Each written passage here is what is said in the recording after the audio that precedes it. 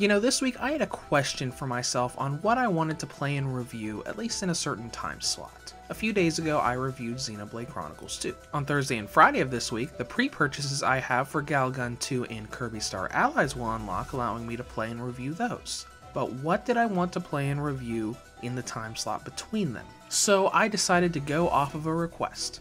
A few people on YouTube have been asking me for a while now to review Celeste, that platforming game about anxiety and depression that made a really big name for itself both on PC and console, so let's get to it.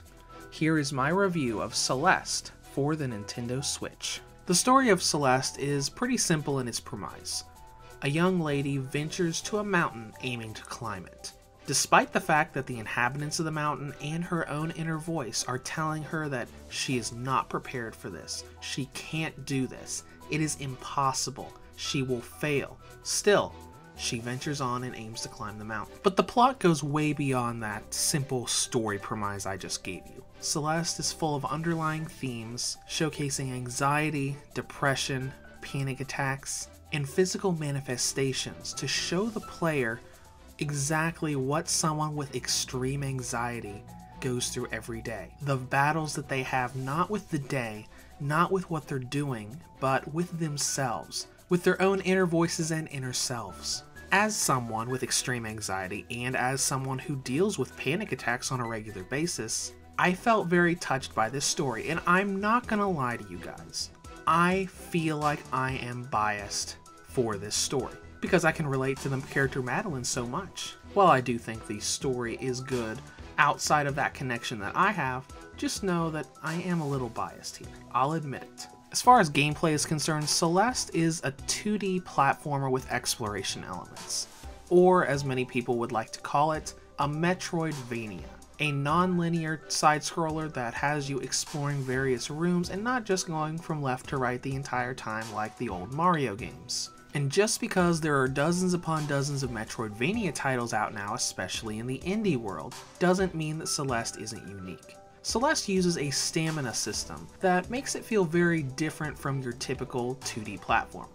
Almost every room in Celeste is full of obstacles, spikes, flames, bottomless pits, enemies. Similar to games like Super Meat Boy, if you hit an obstacle, you will automatically die. You can get around these obstacles with air dashes and the climbing mechanic that lets you climb up flat walls. The trick here is that you only get one air dash once you jump off a platform, and you can only climb for so long before your stamina runs out and you fall to your untimely death. Think of each set of obstacles as a sort of puzzle. You're standing there thinking, alright, after I jump off this platform, I only have one air dash. Can that air dash get me up to this platform? Or do I need to air dash over to this wall to start climbing it? Do I even need to use my air dash to get to that wall to start climbing? Should I go to this other wall and climb that instead? It's all about thinking and strategy. But all in all, Celeste isn't really as hard as a lot of people say it is. It's a tricky platformer, that much is true.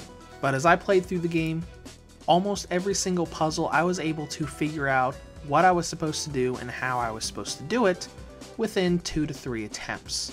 Now I might have tried 5 or 6 times to get it right, but they aren't that hard to figure out. Like I said, they're like puzzles. Of course, if you're still having problems, you can always turn on assist mode. Basically the cheat system of the game that's there to make it a little bit easier.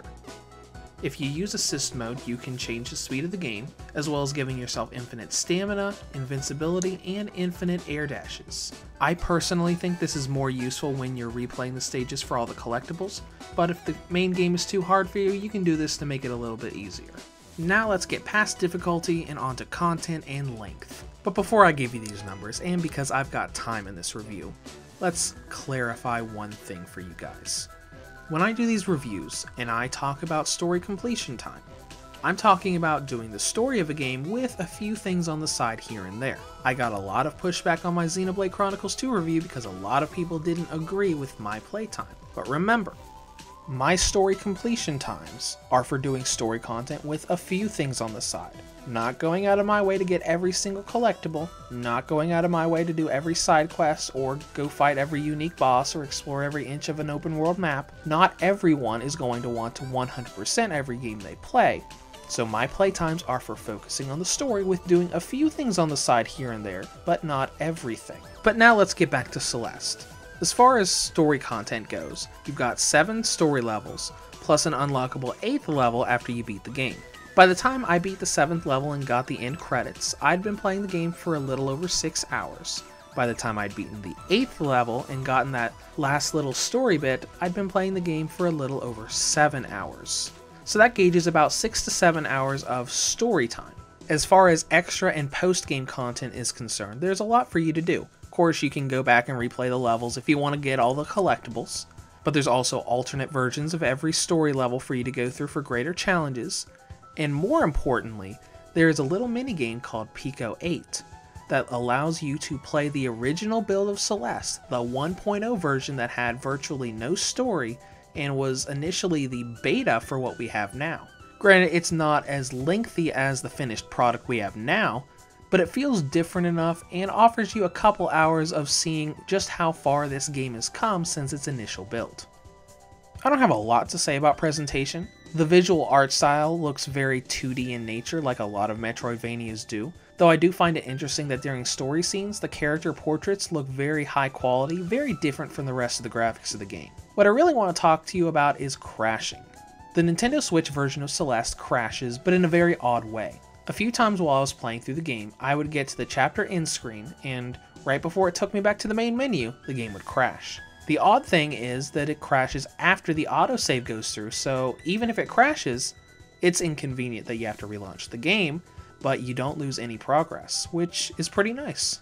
But now let's talk about battery life. Oddly enough, I didn't actually record these battery times until I was already halfway into writing this review, but here are my times from 100% to 0%.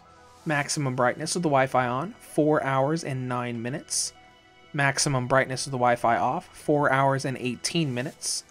Lower brightness of the Wi-Fi on, 5 hours and 26 minutes. Lower brightness of the Wi-Fi off, 5 hours and 32 minutes. So, that's a lot of time. It's not really heavy graphics in the game, so these kind of times were pretty much expected, but it's still nice to see that you're going to get 4 to 5 hours out of Celeste. In conclusion, Celeste is a game that is fun as a platformer and very deeply psychological as a story.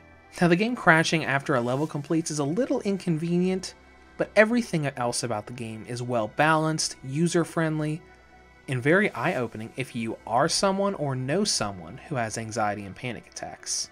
Reviews to Go rates Celeste for the Nintendo Switch a 9.5 out of 10. If you have any comments or questions, feel free to leave them below or head to the website at www.reviewstogo.com.